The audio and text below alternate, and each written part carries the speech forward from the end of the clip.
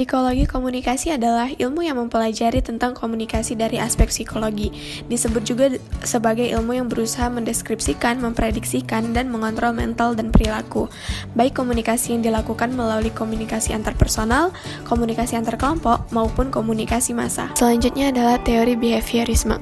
Behaviorisme adalah satu studi yang mempelajari tentang kelakuan manusia. Teori behaviorisme mengkonsentrasikan pada kajian tentang perilaku nyata yang bisa diteliti dan diukur. Yang pertama ialah teori classical conditioning atau Pavlov dan Watson. Menurut teori conditioning ini adalah suatu proses perubahan yang terjadi karena adanya syarat-syarat atau conditions yang kemudian menimbulkan reaksi atau respons. Teori conditioning dari Guthrie mengemukakan bahwa tingkah laku manusia itu secara keseluruhan dapat dipandang sebagai deretan-deretan tingkah laku yang terdiri dari unit-unit. Teori operant conditioning atau Skinner. Skinner membedakan adanya dua macam respon, yaitu A. Responden respon atau reflexive respon, respon yang ditimbulkan oleh perangsang-perangsang tertentu. B. Operant respon atau instrumental respon, yaitu respon yang timbul dan berkembangnya diikuti oleh perangsang-perangsang tertentu. Keempat, teori systematic behavior atau Hull, yaitu bahwa suatu kebutuhan atau keadaan terdorong harus ada dalam diri seseorang yang belajar sebelum suatu respon dapat diperkuat atas dasar pengurangan kebutuhan itu. Teori sosial atau Bandura. Albert Bandura menambahkan konsep belajar sosial atau social learning. Ia mempermasalahkan peranan, ganjaran, dan hukuman dalam proses belajar. Pengaruh behaviorisme pada komunikasi menunjukkan bahwa pada masing-masing konteks komunikasi, pandangan behaviorisme telah membagikan kontribusinya secara signifikasi.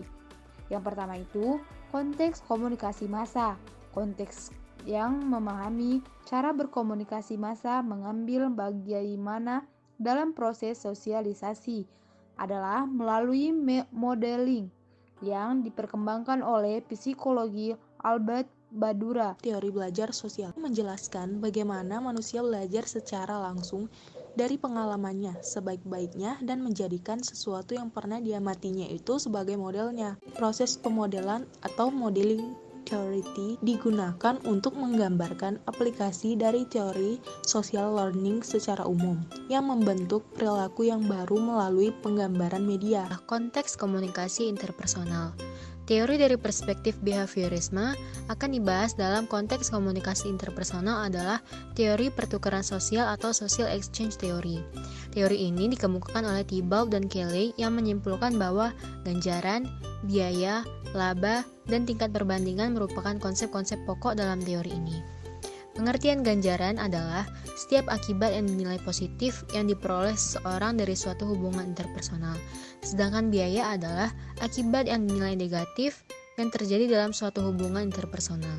Hasil atau laba adalah ganjaran yang dikurangin oleh biaya, dan di mana seseorang individu yang merasa dalam suatu hubungan interpersonal dia tidak memperoleh laba sama sekali, yang akan mencari hubungan lain yang akan mendatangkan laba. Tingkat perbandingan menunjukkan ukuran standar yang dipakai sebagai kriteria dalam menilai hubungan individu pada waktu yang sekarang. Ini dapat berupa pengalaman individu pada masa lalu atau alternatif hubungan terbuka baginya. Menurut Karl Hovland, bahwa ilmu komunikasi adalah upaya yang sistematis untuk merumuskan secara tegas asas-asas penyampaian informasi, serta pembentukan pendapat dan sikap.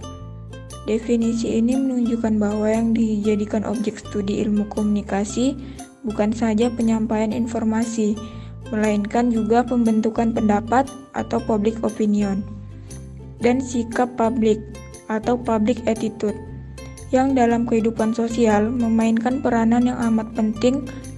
Bahkan dalam definisi khusus mengenai pengertian komunikasinya sendiri, Hovland mengatakan bahwa komunikasi adalah proses mengubah perilaku orang lain. Demikian pula dalam konteks komunikasi, baik komunikasi interpersonal, kelompok, maupun komunikasi massa. Teori-teori yang dikembangkan tidak lepas dari asumsi dasar bahwa manusia belajar dari lingkungannya. Dengan demikian, teori komunikasi menitik beratkan pada kondisi dan situasi lingkungan yang mempengaruhi komunikan.